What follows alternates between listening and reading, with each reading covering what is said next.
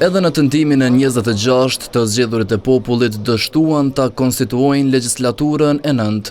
Kryesuesi i kuvendit sikur e ndjeu paraprakisht dështimin e seancës, me që ende pa filluar, ftoi partitë për konsultim për seancën e radhës. Lus subjektet për një konsultim të shkurt për seancën e ardhshme nga një përfaqësues le të vi këtu, bisedojmë mazi pas nesër është ditë feste.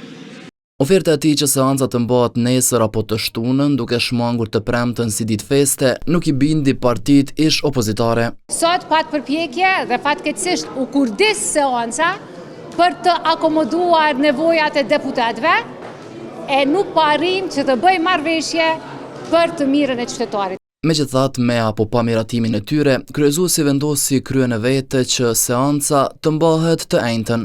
Kemi thonë është e pandeshme para qytetarëve me dalë, në një moment të tillë tash kur ka fesë, me thonë tash për fesën apo e rregullojmë orarin e seancës sipas dëshirës sonë, dhe ne kemi thonë ne mundemi edhe të premten që është ditë Bajrami me qenë në seancë, po zoti Dehari ka vendosur. E për festën e Bajramit, deputeti Agim Bahtiri pati një ide interesante.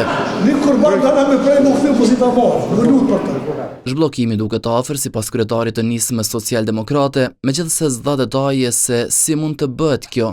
Unë nuk e di aja si do ndodhe, ajo që them nisma është e gatshme tash me dha kontributin e vet, me kanë e përgjeshme, me ofru zgjidhje mbi bazën e fuqisë tonë politike dhe mundësisë tonë politike.